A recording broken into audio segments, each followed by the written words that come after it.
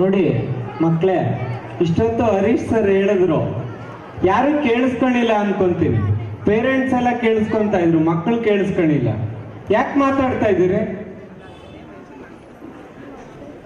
ನಮ್ಮ ಪದ ನಿಮ್ಮ ಕಿವಿ ಮುಟ್ಟಬೇಕಂದ್ರೆ ನೀವು ಸೈಲೆಂಟ್ ಆಗಿರ್ಬೇಕು. ಇಲ್ಲ ನೀವು ಮಾತಾಡ್ತಾ ಇದ್ರೆ ನಾವು ಸೈಲೆಂಟ್ ಆಗ್ಬಿಡ್ತೀವಿ. ಏನ್ ಮಾಡ್ಬೇಕು? ಯಾರು ಸೈಲೆಂಟ್ ಆಗ್ಬೇಕು? ಗೋಡ್.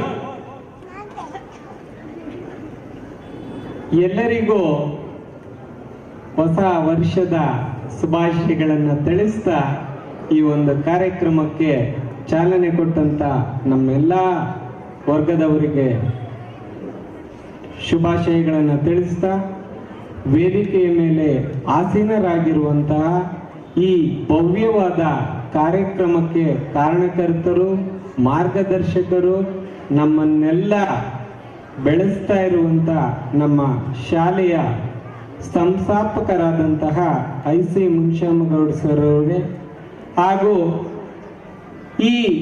ಇದೇ ಶಾಲೆಯಲ್ಲಿ ಕಲಿತು ಅತ್ಯುನ್ನತ ಹುದ್ದೆಯನ್ನ ಅಲಂಕರಿಸಿ ಇವತ್ತು ಈ ಒಂದು ಕಾರ್ಯಕ್ರಮದ ಶೋಭೆಗೆ ಕೀರ್ತಿ ತಂದಂತಹ ಹರೀಶ್ ಸರ್ ಅವರಿಗೆ, ಈ ಒಂದು ಕಾರ್ಯಕ್ರಮವನ್ನ ಹಮ್ಮಿಕೊಳ್ಳೋದಕ್ಕೆ ಹಲವಾರು ಕಾರಣಗಳಿವೆ. ಪ್ರತಿ ವರ್ಷನೂ ಹೇಳ್ತಾನೆ ಇದ್ದೀವಿ. ಕಾರಣ ಇಷ್ಟೇ, ನಿಮ್ಮಲ್ಲಿರುವಂತಹ ಮೌಲ್ಯವಾದ ಬೆಳವಣಿಗೆ ಇನ್ನಷ್ಟು ಚುರುಕುಗೊಳ್ಬೇಕು ಅಂತ.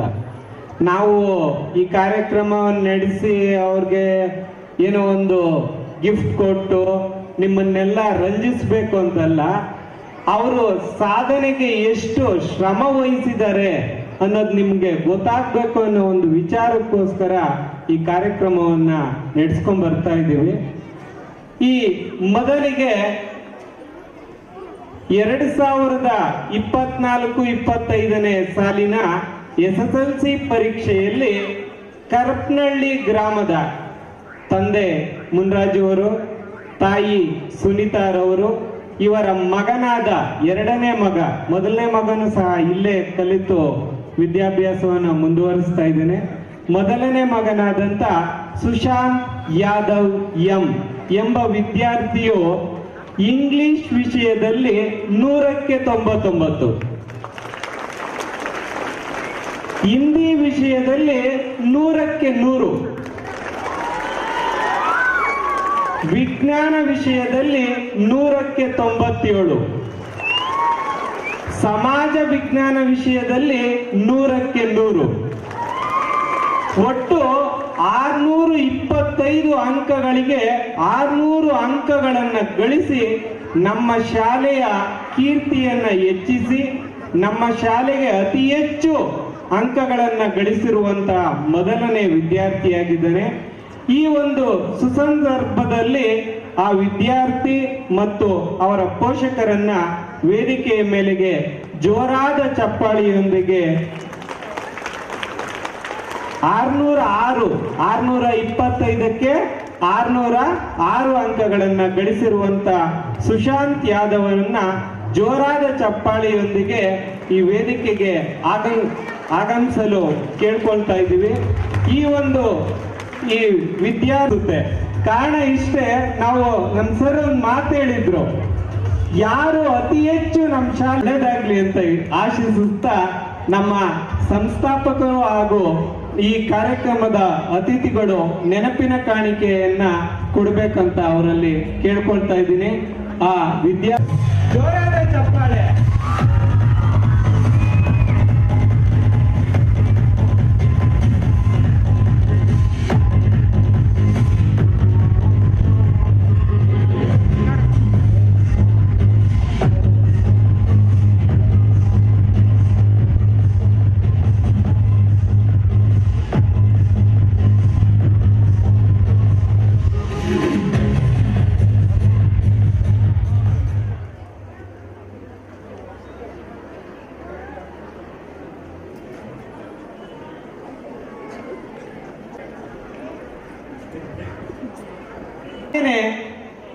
ಮುಂದಿನ ವಿದ್ಯಾರ್ಥಿನಿ ಕೊಂಡ್ರಳ್ಳಿ ಗ್ರಾಮದ ತಂದೆ ಮಂಜುನಾಥ್ರವರು, ತಾಯಿ ಪ್ರಭಾರವರು. ಇವರ ಮಗಳಾದ ಚಿತ್ರಶ್ರೀ ಎಂಬ ವಿದ್ಯಾರ್ಥಿನಿಯು ಸಹ 625 ಅಂಕಗಳಿಗೆ 600 ಅಂಕ ಗಳಿಸಿದ್ದಾಳೆ. ಈ ವಿದ್ಯಾರ್ಥಿಯು ಗಣಿತ ವಿಷಯದಲ್ಲಿ ನಮ್ಮ ಶಾಲೆಗೆ ಅತಿ ಹೆಚ್ಚು ಅಂಕ ಗಳಿಸಿದ್ದಾಳೆ. 100ಕ್ಕೆ 97 ಅಂಕಗಳನ್ನ ಗಳಿಸಿದರೆ ಈ ವಿದ್ಯಾರ್ಥಿಗೂ ನಮ್ಮ ಸರ್ ಒಂದು ಮಾತು ಹೇಳಿದ್ರು, 600 ಮೇಲೆ ಎಷ್ಟು ಜನ ಬಂದ್ರು ಮೊದಲ ಬಂದವರಿಗೆ 25,000, ತದನಂತರ ಅವರ 48 ಬಂದ್ರು ಅವರಿಗೆ ಅವರ ವಿದ್ಯಾಭ್ಯಾಸಕ್ಕೆ ಅನುಕೂಲ ಆಗ್ಲಿ ಅಂದ್ಬಿಟ್ಟು ಈ ವಿದ್ಯಾರ್ಥಿನಿಗೆ 15,000 ರೂಗಳನ್ನ ಕೊಟ್ಟು ಅಭಿನಂದಿಸಲಿದ್ದಾರೆ.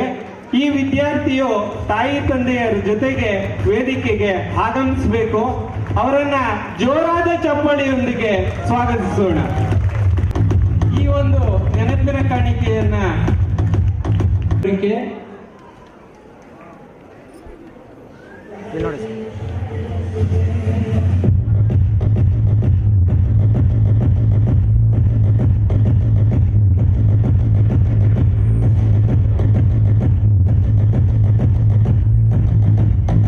ಅತಿ ಹೆಚ್ಚು ಅಂಕಗಳನ್ನ ಗಳಿಸಿದರೆ ಅವರಿಗೂ ಸಹ ನೆನಪಿನ ಕಾಣಿಕೆ ಹಾಗೂ ಸಮಾಧಾನಕರ ಬಹುಮಾನವಿರುತ್ತೆ.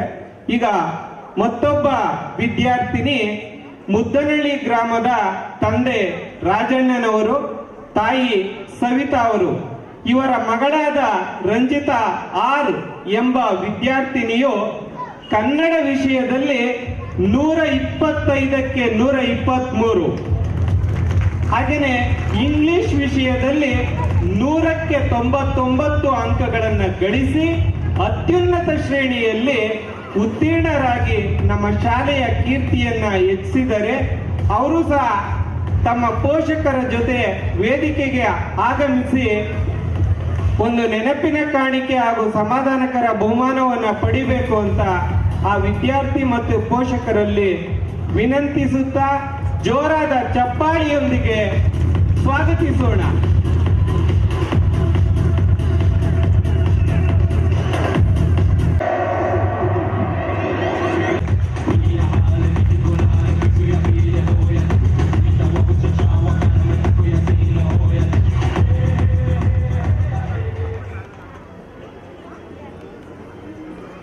ಚಪ್ಪಾಳೆಯೊಂದಿಗೆ ಸ್ವಾಗತಿಸೋಣ.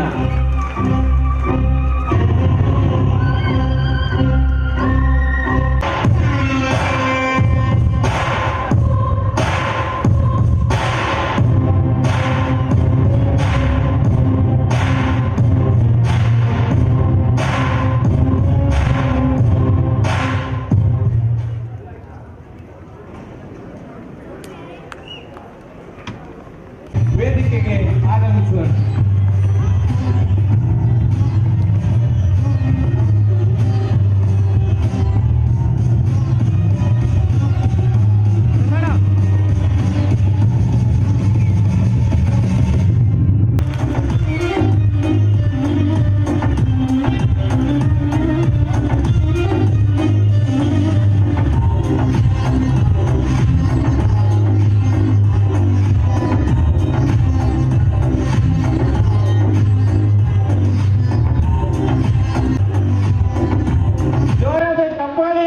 ಸ್ವಾಗತಿಸೋಣ.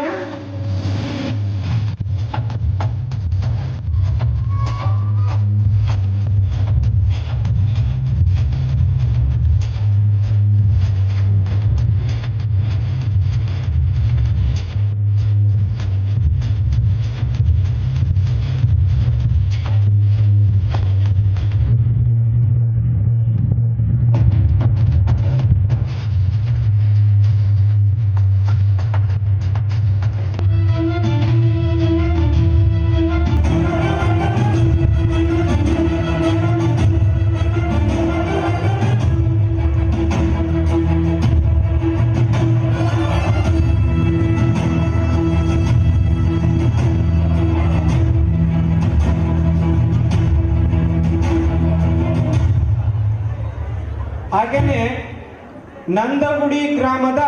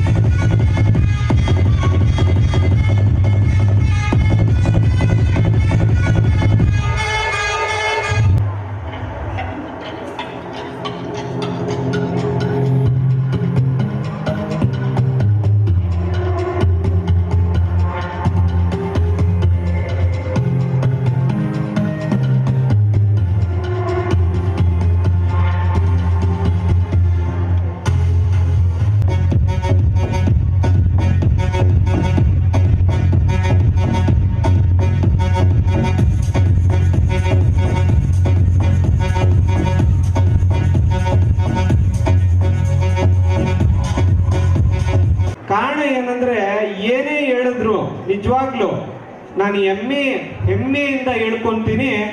ನನ್ನ ಮಾತಿಗೆ ಯಾವುದನ್ನು ಉಲ್ಟಾ ಮಾತಾಡೋದೇ ಇಲ್ಲ. ಆಯ್ತು ಸರ್ ಅಂತಾರೆ. ಅವ್ರ ಕಷ್ಟ ಆಗಿದ್ರು ಸಹ ಆಯ್ತು ಸರ್ ಅಂತಾರೆ.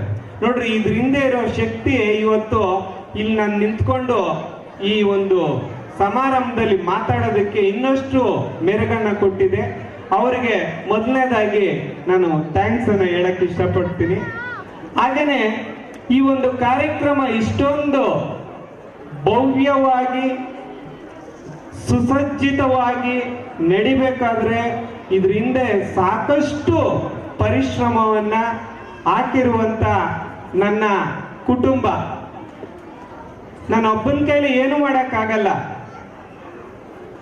ಅದಕ್ಕೆ ತುಂಬಾ ಸಾಥ್ ಕೊಟ್ಟಿದ್ದಾರೆ ನಮ್ಮ ಶಿಕ್ಷಕಿ ವರ್ಗದವರು, ಹಾಗೇನೆ ನಮ್ಮ ಬೋಧಕೇತರ ಸಿಬ್ಬಂದಿ. ಅವ್ರಿಗೂ ಸಹ ಈ ಸಂದರ್ಭದಲ್ಲಿ ನಾನು ತುಂಬಾ ಹೃದಯದ ಮೂಲಕ ಥ್ಯಾಂಕ್ಸ್ ಅನ್ನ ಹೇಳೋದಕ್ಕೆ ಇಷ್ಟಪಡ್ತೀನಿ. ಹಾಗೇನೆ ಇದು ಅತಿ ಮುಖ್ಯ ನನಗೆ, ನನ್ನ ಹಳೆಯ ವಿದ್ಯಾರ್ಥಿಗಳು, ಅವ್ರಿಗೆ ಸ್ಪೆಷಲ್ ಥ್ಯಾಂಕ್ಸ್ ಹೇಳಬೇಕು. ಇವತ್ತು ಏನೆಲ್ಲ ಆಗಿದೆ ನಿಮ್ ಕಣ್ಮುಂದೆ ಕೆಲವೊಂದೆಲ್ಲ ಕಾಣ್ತಾ ಇದೆ. ಹೋದ ವರ್ಷಕ್ಕಿನ್ನ ಮೆರುಗನ್ನ ಕೊಟ್ಟಂತ ರಂಗಾಗಿ ಅವರದೇ ಆದಂತ, ಸರ್ ಈ ತರ ಮಾಡೋಣ ಸರ್, ಹಿಂಗ್ ಮಾಡೋಣ ಸರ್, ಈ ರೀತಿ ಮಾಡೋಣ, ನನ್ಗೆ ಶಕ್ತಿಯನ್ನ ತುಂಬ್ತಾ ಇದ್ದಾರೆ ನನ್ನ ಓಲ್ಡ್ ಸ್ಟೂಡೆಂಟ್ಸ್. ಅವರೆಲ್ಲರೂ ಆಗಮಿಸಿದಿರಿ. ಅವ್ರಿಗೂ ಸಹ ನಾನು ಈ ಸಮಯದಲ್ಲಿ ಥ್ಯಾಂಕ್ಸ್ ಅನ್ನ ಹೇಳಕ್ ಇಷ್ಟಪಡ್ತೀನಿ. ಇಷ್ಟೆಲ್ಲ ಥ್ಯಾಂಕ್ಸ್ ಹೇಳ್ಬೇಕಾದ್ರೆ ನಾವು ಚಿರಋಣಿಯಾಗಿರ್ಬೇಕು ನಮ್ಮ ಅನ್ನದಾತರು. ಥ್ಯಾಂಕ್ಸ್ ಹೇಳಲ್ಲ ನಾವು, ಅವರ ಪದ ದೊಡ್ಡದಾಗುತ್ತೆ ಏನೋ ನಂಗೆ ಗೊತ್ತಿಲ್ಲ. ಅವರ ಕಾಲ ಧೂಳಲ್ಲಿ ನಾವು ಬೆಳೆದು ಈ ಹಂತಕ್ಕೆ ಬಂದಿದ್ದೀವಿ. ನಿಜವಾಗ್ಲೂ ಹೆಮ್ಮೆ ಆಗುತ್ತೆ.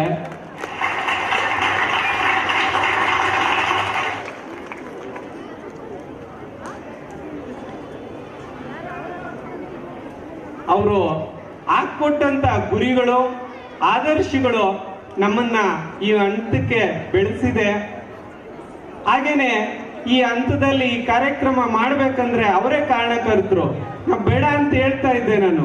ಈ 3 ವರ್ಷಕ್ಕೊಂದ್ಸರಿ ಮಾಡೋಣ, ತುಂಬಾ ಕಷ್ಟ ಆಗುತ್ತೆ ವರ್ಷ ಮಾಡೋದು ಅಂತ. ಅದಕ್ಕೆ ಅವರು ಎಲ್ಲಾ ರೀತಿಯ ಸಹಕಾರ ಕೊಟ್ಟು ಇವತ್ತು ಈ ಕಾರ್ಯಕ್ರಮನ ಇಷ್ಟೊಂದು ಯಶಸ್ವಿಯಾಗಿ ನಡೆಸುವಂತ ಕಾರಣಕರ್ತರು ಅವರೇ. ಅವ್ರಿಗೆ ಯಾವಾಗ್ಲೂ ನಾನು ವೈಯಕ್ತಿಕವಾಗಿ ಚಿರಋಣಿಯಾಗಿರ್ತೀನಿ ಅಂತ ಈ ಸಂದರ್ಭದಲ್ಲಿ ತಿಳಿಸ್ತಾ ಅವ್ರಿಗೆ ಥ್ಯಾಂಕ್ಸ್ ಹೇಳಲ್ಲ, ಹೃದಯಪೂರ್ವಕ ಅಭಿನಂದನೆಗಳು, ವಂದನೆಗಳು ಏನೇನಿದೆಯೋ ಎಲ್ಲ ಸೇರಿ ಅವ್ರಿಗೆ ಅರ್ಪಿಸ್ತಾ ಇದ್ದೀನಿ.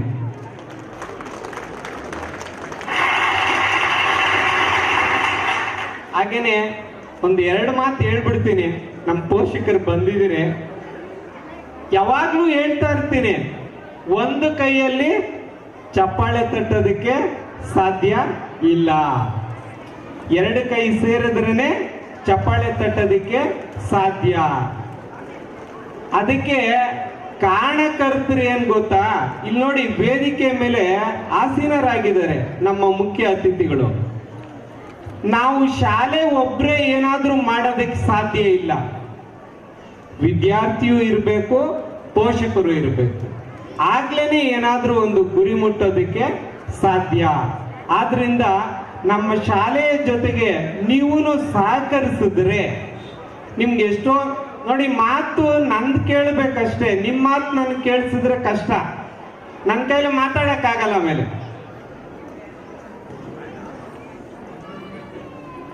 ನಿಮ್ಮ ಸಹಕಾರ ಹೀಗೆ ಚೆನ್ನಾಗಿದ್ರೆ ನಾವು ಇನ್ನೂ ಅಷ್ಟು ನಿಮ್ಮ ಮಕ್ಕಳ ಭವಿಷ್ಯವನ್ನ ಉಜ್ವಲ ರೀತಿಯಲ್ಲಿ ತಗೊಂಡೋಗೋದಕ್ಕೆ ಅನುಕೂಲ ಆಗುತ್ತೆ ಅಂತ ಹೇಳ್ತಾ, ನನ್ನ ಈ ಒಂದು 2 ವರ್ಡು ಏನಂದ್ರೆ, ನಾನು ಯಾವಾಗ್ಲೂ ಹೇಳ್ತೀನಿ, ಫಸ್ಟ್ ಸ್ವಚ್ಛತೆ ಇರಲಿ ಅಂತ ಪ್ರತಿ ಸರಿ ಹೇಳ್ತೀನಿ. ನೀವು ಸ್ವಚ್ಛತೆಯನ್ನ ಕಾಪಾಡಬೇಕು. ಸ್ವಚ್ಛತೆ ಇದ್ದ ಕಡೆ ವಿದ್ಯಾ ದೇವತೆ ಬಂದು ನೆಲೆಸ್ತಾಳೆ, ದುಡ್ಡಿದ್ದ ಕಡೆ ಬರಲ್ಲ. ಇದನ್ನ ಚೆನ್ನಾಗಿ ಅರ್ಥ ಮಾಡ್ಕೊಳ್ಳಿ. ನಿಮ್ಮ ಹತ್ರ ಕೋಟಿ ಇದ್ರೆ ಕದ್ಕೊಂಡು ಹೋಗ್ಬಿಡ್ಬೋದು, ಆದ್ರೆ ವಿದ್ಯೆನ ಯಾರ ಕೈಲೇನೂ ಕದ್ಕೊಂಡೋಗಕ್ಕಾಗಲ್ಲ. ಅದಕ್ಕೋಸ್ಕರ ಸ್ವಚ್ಛತೆ ಎಲ್ಲಿರುತ್ತೋ ಅಲ್ಲಿ ವಿದ್ಯಾ ದೇವತೆ ಬಂದು ನೆಲೆಸ್ತಾಳಂತೆ. ಅದಕ್ಕೆ ನೀವು ಒಂದ್ ಸ್ವಲ್ಪ ನಿಮ್ಮ ಮಕ್ಕಳ ಬಗ್ಗೆನೂ ಅಷ್ಟೇ ನೀವು ಸ್ವಚ್ಛತೆಯಾಗಿ ಶಾಲೆಗೆ ಕಳಿಸೋದಕ್ಕೆ ಸ್ವಲ್ಪ ಗಮನಿಸ್ಬೇಕು. ಆಮೇಲೆ ಒಂದು ವರ್ಡ್, ಈ ನಾವು ಕೊಟ್ಟಾಗ ಯೂನಿಫಾರ್ಮ್ ಐರನ್ ಬಾಕ್ಸ್ ನೋಡಿರುತ್ತೆ, ಆಮೇಲೆ ಅದು ನೋಡೋದೇ ಇಲ್ಲ. ಇನ್ಮೇಲೆ ಆದ್ರೂ ವಾರಕ್ಕೊಂದ್ಸರಿ ಆದ್ರೂ ಐರನ್ ಬಾಕ್ಸ್ ನೋಡೋವಂತೆ ಯೂನಿಫಾರ್ಮ್ ಅನ್ನ ವ್ಯವಸ್ಥೆ ಮಾಡ್ಕೊಳ್ಳಿ. ಹಾಗೆ ಈ ಸಂದರ್ಭದಲ್ಲಿ ಇನ್ನೊಂದು ವಿಚಾರ ಏನು ಅಂದ್ರೆ, ನಾನು ಅವಾಗ್ಲೇನೆ ಹೇಳ್ದೆ, ಸರ್ ಹರೀಶ್ ಸರ್ ಒಂದು ಮಾತು ಹೇಳಿದ್ರು, ಮೊಬೈಲ್ ಬಳಕೆ ಜಾಸ್ತಿ ಆಗ್ಬಿಟ್ಟಿದೆ. ನಾವೆಲ್ಲ ಓದ್ಬೇಕಾದ್ರೆ ಪುಸ್ತಕವನ್ನ ಅತಿ ಹೆಚ್ಚು ನೋಡ್ತಾ ಇದ್ರೆ ಈಗ ಅತಿ ಹೆಚ್ಚು ಮೊಬೈಲ್ ಅನ್ನ ನೋಡ್ತಾ ಇದೀವಿ ಅಂತ. ನನಗ್ ಕಾಲ್ ಮಾಡ್ತಾರೆ, ಸರ್ ನನ್ನ ಮಗಳು ಫೋನ್ ಜಾಸ್ತಿ ನೋಡ್ತಾಳೆ ಸರ್, ನನ್ನ ಮಗನ್ ನೋಡ್ತಾನೆ ಸರ್. ಯಾಕೆ ನೋಡ್ತಾರೆ? ನಾವು ಕೊಟ್ಟಿರೋದಕ್ಕೋಸ್ಕರ ನೋಡ್ತಾರೆ, ನಾವು ಕೊಟ್ಟಿಲ್ಲ ಅಂದ್ರೆ ನೋಡಲ್ಲ. ಈಗ ಅತಿ ಮುಖ್ಯವಾಗಿ ಏನಾಗ್ಬಿಟ್ಟಿದೆ ಅಂದ್ರೆ ಆಂಡ್ರಾಯ್ಡ್ ಮೊಬೈಲ್ಗಳು ಬಂದ್ಬಿಟ್ಟಿದೆ. ನೆಟ್ ಇಲ್ಲದೆ ಯಾರ ಮೊಬೈಲು ಇರಲ್ಲ, ನೆಟ್ ಪ್ಯಾಕ್ ಇದ್ದೇ ಇರಬೇಕು. ಈಗ ಅದಕ್ಕೊಂದು ಗಾದೆ ಮಾತಿದೆ, ಯಾರು ತಪ್ಪಾಗಿ ತಿಳ್ಕೊಂಬೇಡಿ ಇದನ್ನ. ಹಸು ಬದಿಯಲ್ಲಿ ಮೇದ್ರೆ ಕರು ಹೋಗಿ ಹೊಲದಲ್ಲಿ ಮೇಯುತ್ತಂತೆ. ಹಾಗೆ ತಾಯಿ ತಂದೆ ನೆಟ್ ಪ್ಯಾಕ್ ಹಾಕೊಂಡು ರೀಲ್ಸು ಅದು ಇದು ನೋಡಿದ್ರೆ ಮಗು ಇನ್ನೊಂದು ನೋಡುತ್ತೆ.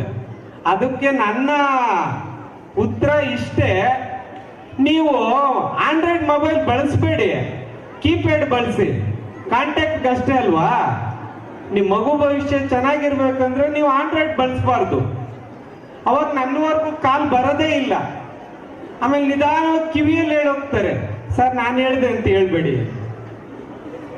ಅಂದ್ರೆ ನೀವು ಮಕ್ಕಳಿಗೆ ಭಯ ಬೀಳ್ತಾ ಇದ್ದೀರಿ ಅಂತ. ನೋಡಿ, ಇದು ತಪ್ಪಾಗ್ತಾ ಇರೋದು ನಿಮ್ ಕಡೆ. ದಯವಿಟ್ಟು ಇದನ್ನ ಗಮನಿಸ್ಬೇಕು. ನೀವು ಎಷ್ಟು ನಮ್ಮ ಜೊತೆ ಸಹಕರಿಸ್ತೀರೋ ನಾವು ಅಷ್ಟು ಪ್ರತಿಫಲವನ್ನ ನಿಮ್ಗೆ ಕೊಡ್ಬೋದು ಅಂತ ಈ ಸಂದರ್ಭದಲ್ಲಿ ಹೇಳ್ತಾ, ನಾನು ಇನ್ನೇನು ಅತಿ ಹೆಚ್ಚು ಮಾತಾಡಕ್ಕ ಅವಕಾಶ ತಗೊಳಲ್ಲ. ನಿಮ್ಮೆಲ್ಲರಿಗೂ ಒಳ್ಳೇದಾಗ್ಲಿ. ನೀವು ಉತ್ಸುಕತೆಯಿಂದ ಕಾಯ್ತಾ ಇರುವಂತ ಕಾರ್ಯಕ್ರಮ ಇನ್ನು ಕೆಲವೇ ಕ್ಷಣಗಳಲ್ಲಿ ಪ್ರಾರಂಭಗೊಳ್ಳಲಿದೆ ಅಂತ ತಿಳಿಸ್ತಾ, ಈ ಒಂದೆರಡು ಮಾತನಾಡಲು ಅವಕಾಶ ಮಾಡಿಕೊಟ್ಟಂತ ತಮ್ಮೆಲ್ಲರಿಗೂ ವಂದಿಸುತ್ತಾ, ವೇದಿಕೆಯ ಮೇಲೆ ಆಸೀನರಾಗಿರುವಂತ ಎಲ್ಲಾ ಗಣ್ಯರಿಗೂ ವಂದಿಸುತ್ತಾ ಈ 2 ಮಾತುಗಳನ್ನ ಮುಗಿಸ್ತಾ ಇದ್ದೀನಿ. ಜೈ ಹಿಂದ್, ಜೈ ಕರ್ನಾಟಕ.